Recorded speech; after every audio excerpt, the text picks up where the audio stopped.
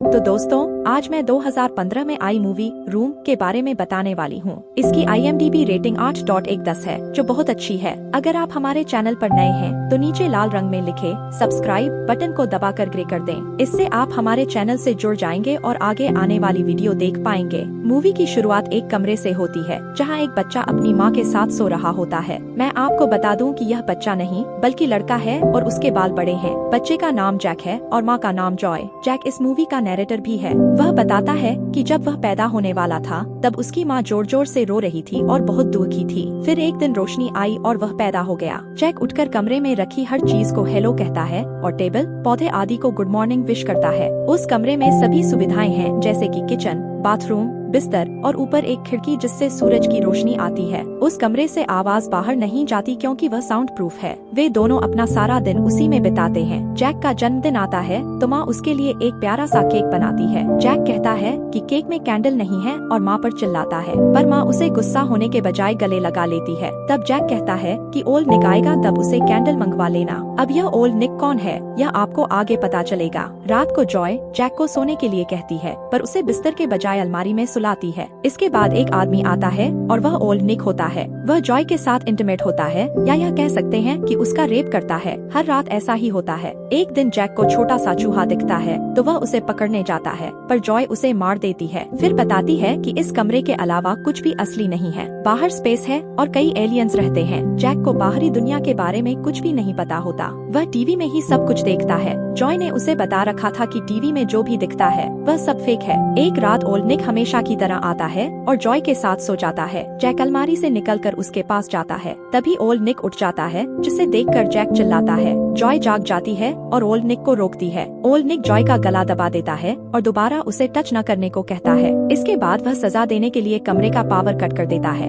अगले दिन Joy Jack को बताने लगती है कि बाहर भी एक दुनिया है और जो कुछ तुम टीवी में देखते हो वह असल में है। बाहर पेड़, घास और लोग हैं। लेकिन जैक को कुछ भी यकीन नहीं होता, क्योंकि बचपन से वह माँ से ही सुनता आ रहा था कि बाहर कुछ भी नहीं है, सिर्फ रूम ही सब कुछ है। फिर हमें पता चलता है कि निक ने जॉय को 7 साल से रूम में कैद करके रखा है। उसने उसे किडनैप किया था और तब से वह यहीं है। जैक ओल्ड निक का बायोलॉजिकल बेटा है। वहाँ एक डोर है जो पासवर्ड प्रोटेक्टेड है, तो जब निक आता है तभी वह डोर खुलता है। उन दोनों ने 7 साल से बाहर की दुनिया नहीं देखी है। जॉय वहाँ से निकलने के लिए प्लान बनाती है। वह जैक की बॉडी को गर्म पानी से गर्म कर देती है, ताकि जब निक आए तो उसे बुखार समझकर उसे हॉस्पिटल ले जाए और वहाँ जैक मदद के लिए किसी को बता सके। लेकिन जब निक आता है तो वह दवाइयाँ लाने की बात करता है और हॉस्पिटल नहीं ले जाता, जिससे यह प्लान फेल हो जाता है। अब जॉय एक और प्लान बनाती है जो थोड़ा रिस्की होता है। वह जैक से कहती है कि उसे मरा हुआ प्रिटेंड करना है, ताकि निक उसे दफनाने के लिए बाहर ले जाए। जब निक ट्रक चला रहा हो तो ट्रक रुकते ही जैक कूदकर मदद मांग सके। जॉय जैक को कारपेट में रोल करके उससे निकलने की प्रैक्टिस कराती है। जॉय का प्लान होता है कि अगर जैक कारपेट में फॉल रहेगा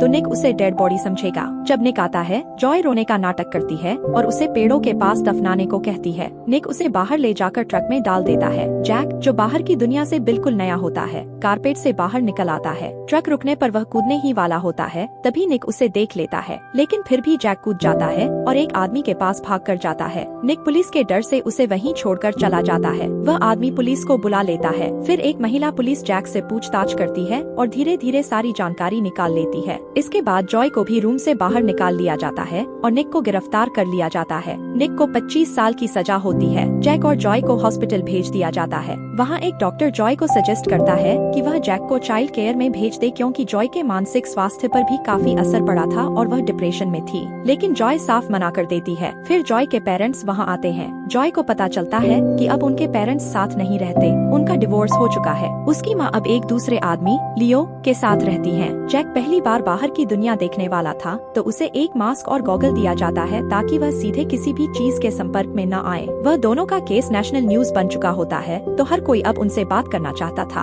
अब वे दोनों अपनी माँ के घर आ जाते हैं, जहाँ जॉय रहा करती थी। वहाँ अब लियो भी रहता है। फिर डिनर के समय जॉय को महसूस होता है कि उसके पिता कुछ अजीब व्यवहार कर रहे हैं। पता चलता है कि वे जॉय को पसंद नहीं करते हैं और जैक को अपना पोता नहीं मानते हैं, इसलिए वहाँ से चले जाते हैं। जैक को इस बड़ी दुनिया में एडजस्ट होने में दिक्कत हो रही थी। वह अपनी सारी बातें जॉय से ही करती थी और वापस रूम में जाने की बात भी कहती थी। जॉय खुद भी अब डिप्रेशन में जाने लगती है क्योंकि वह 7 साल से गायब थी और जब वह यहाँ रहती थी तब वह टीनेजर थी। वह अपनी पुरानी फोटोज देखती है और सोचती है कि उसके सारे फ्रेंड्स नॉर्मल लाइफ जी रहे हैं, शादी कर रहे हैं, डेट कर रहे हैं, अच्छी जिंदगी जी रहे हैं। इन सब चीजों का गुस्सा वह अपनी माँ से बहस करके उतारती है। जॉय को जैक की भी चिंता हो रही होती है क्योंकि वह किसी से भी घुल मिल नहीं रहा होता, बस अपने में ही रहता है। जॉय का एक फैमिली लॉयर होता है। वह सजेस्ट करता है कि जॉय को एक इंटरव्यू देना चाहिए, इससे उसे पॉपुलैरिटी भी मिलेगी और फाइनेंशियली हेल्प भी मिल जाएगी। जॉय इंटरव्यू देने के लिए तैयार हो जाती है। इंटरव्यू में जॉय से कई सवाल पूछे जाते हैं, जैसे कि जब जैक पैदा हुआ तो उसे अपने पास ही क्यों रखा,